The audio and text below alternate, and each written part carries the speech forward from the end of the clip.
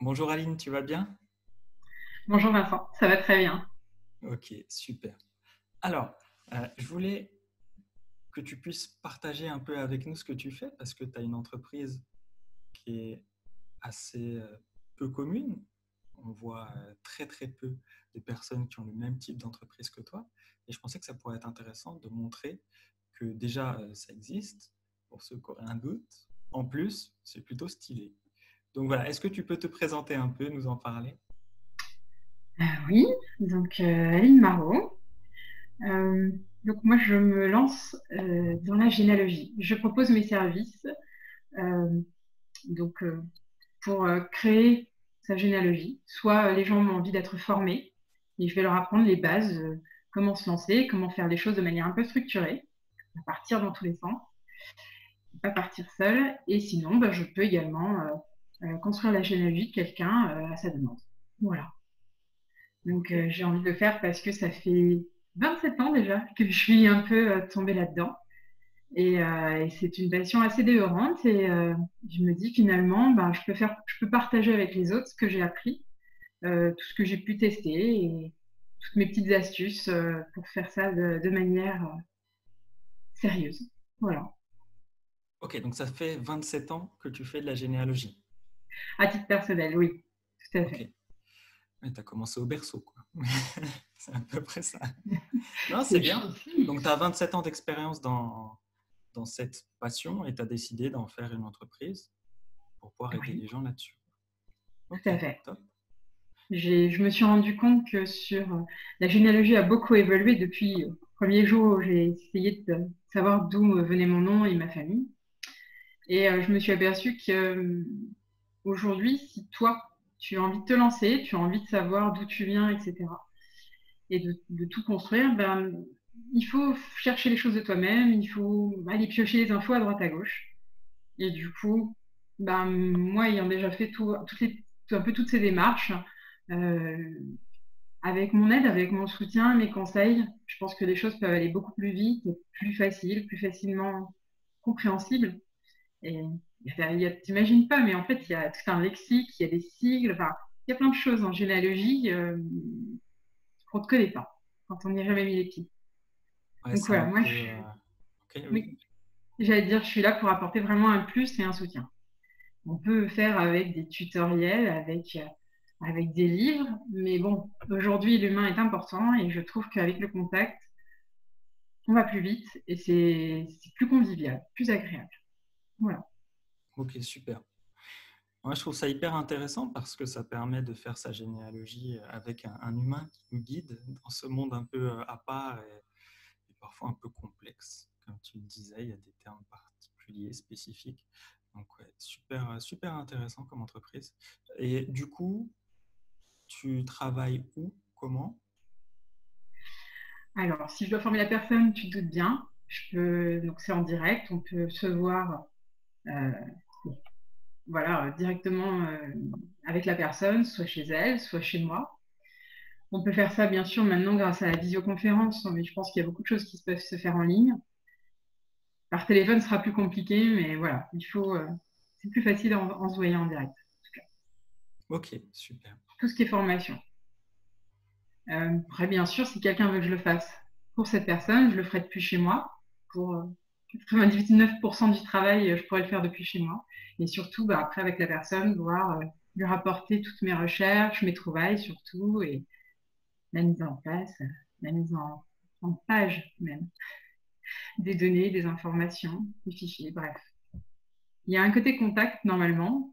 Maintenant, avec Internet, on peut aussi tout faire en ligne, mais, euh, mais voilà. Je ne sais pas si je réponds à ta question. Ouais, super. Du coup, on n'est pas obligé d'habiter à moins de 100 km de chez toi pour pouvoir faire en sorte que tu nous aides, quoi.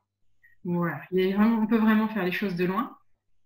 Et grâce à tous ces outils qui sont développés et on utilise presque quotidiennement pour certains. Ok, très bien. Très, très bien. Du coup, on peut à la fois s'appuyer sur toi pour faire notre généalogie si on n'a pas le temps de le faire ou pas l'envie. Et d'un autre côté, si on a envie de devenir autonome là-dessus, tu peux aussi nous aider à le devenir. Tout à fait.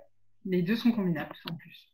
Ok. Je peux lancer les recherches et puis je peux accompagner, expliquer comment s'y prendre, répondre aux questions, démêler les énigmes ensemble. Pas de souci. Est-ce que tu as une histoire particulière, une anecdote par rapport à la généalogie que tu voudrais partager avec nous? Alors, une anecdote. Je pense à une amie, c'était il y a très longtemps, mais donc à qui j'ai parlé de mes recherches en disant ce que j'avais trouvé, un peu comment je m'y étais pris. Et elle me dit tout de suite, mais moi, tu sais, mon grand-père, il est de la DAS, donc c'est foutu. Je dis, ah bon, mais t'es sûr, enfin, tu n'as rien du tout? Ben non, on n'a jamais cherché. J'écoute, faut prendre le temps. Mais peut-être que lui était de la DAS, mais peut-être qu'il y a des éléments dans un dossier, quelque part. Et puis, elle avait surtout un nom de famille, un patronyme, qui n'était vraiment pas commun. Je lui ai dit, écoute, maintenant avec Internet, on peut trouver beaucoup de choses. Je lui ai donné des astuces, mes astuces à moi, des petites recherches, des choses à faire. Et je crois que c'est en moins de 3 mois, elle a fait des recherches quand elle avait envie, quand elle avait le temps, comme elle a voulu. Et elle a trouvé des gens qui avaient exactement le même nom qu'elle, même orthographe. C'est très important en généalogie. Elle les a contactés, elle a pris un contact en expliquant, voilà, elle faisait des recherches et bah, a priori, sa famille, elle ne pouvait pas remonter aux ancêtres. Et du coup, les gens qui n'étaient pas très très loin au niveau de distance géographique, qui n'étaient pas très éloignés, et du coup, ils se sont donné rendez-vous. Ils ont un petit peu échangé, je crois, soit par téléphone, et ils sont donné rendez-vous. Son papa n'avait pas de père identifié, mais finalement, il y avait une maman qui l'avait abandonné. Et elle m'a raconté que quand elle a rencontré cette famille qui avait le même nom, elle ne les connaissait pas, elle les a pas reconnus, hein, il n'y a pas de souci, c'était vraiment des étrangers, mais elle avait apporté des photos de son papa. Et quand ils ont vu les photos du papa, donc il y avait un monsieur qui était là, et il dit, mais c'est complètement, euh, c'est complètement, c'est l'image même de mon père. Ah, donc finalement, en fait, elle s'est trouvée un oncle, alors qu'elle pensait déjà, voilà, qu'il n'y avait pas de, comment dire, qu'il n'y avait pas qu'elle n'avait pas d'ancêtre à retrouver et elle s'est trouvée finalement une famille. Enfin, c'est pas facile à expliquer. Euh, Ah, mais ouais, ok. C'est assez comment dire, impressionnant. Ouais. elle, je sais plus exactement, c'était il y a longtemps, mais elle pensait ne trouver aucune famille, aucun ancêtre. Et finalement, elle a confirmé que oui, son papa a été abandonné par sa grand-mère, mais finalement, elle a l'identité de ses grands-parents et elle peut donc rechercher réellement les personnes qui avaient vraiment les ancêtres depuis ces données, même si son papa a été abandonné à sa naissance, mais il a quand même des parents qui étaient identifiables. Ok. C'est compliqué à expliquer. Je ne sais pas si ça va coller. Ah, bah, les histoires de famille, Tu c'est feras, parfois un tu te peu compliqué. débrouilleras. Bon courage pour le montage. Non, non, non. Euh, J'ai une autre anecdote en tête. Je vais essayer d'être plus structurée. Je suis désolée, dans mes histoires, c'est pas facile d'expliquer. Je peux pas te T'inquiète. donner le nom. C'est une question de Bah discrétion. ouais, normal. Vas-y, Mais raconte-moi, raconte-moi ce que tu veux, vas-y. euh, en termes d'anecdotes, en généalogie, il faut toujours se méfier des rumeurs, des on dit et des on croit que. La généalogie, ce sont des faits. On ne peut pas inventer, on ne sait que ce qui est marqué noir sur blanc, sur des actes, sur plein de choses. Et je me souviens d'une personne qui m'a dit ma grand-mère, mon grand-père, pardon, mon grand-père était pareil, était un enfant abandonné. Souvent, voilà, d'accord. Bon, on a quand même une date de naissance, on a un lieu, on fait la recherche de l'acte de naissance. Oui, il n'a pas de papa, mais il y a une maman. Donc à partir du moment où il y a une maman, identifiée, on peut continuer les recherches. Donc voilà, faut pas trop se mettre martel en tête, faut pas abandonner tout de suite. Il faut aller chercher avec les éléments qu'on a, ce qu'on peut trouver, ce qui existe dans les documents, ce qui existe dans les archives administratives, et parfois on trouve des choses surprenantes.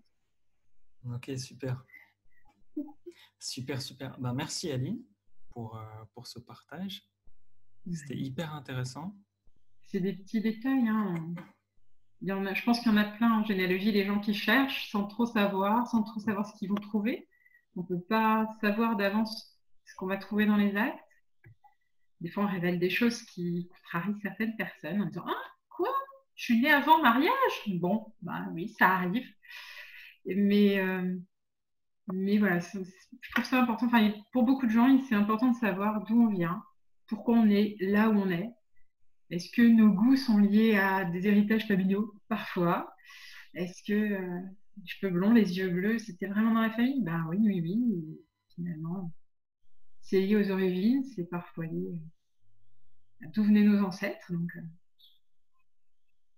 ça peut nous guider sur ce qu'on veut devenir aussi, puisque suivant ce qui s'est passé dans la vie de tes ancêtres, tu peux te dire, ouais, dis donc, je vais peut-être quand même me bouger un petit peu, et puis moi aussi, je vais peut-être construire quelque chose. Alors, ça ne sera pas une boulangerie dans un coin, je ne serai pas l'instituteur du village, mais je vais aussi construire ma vie.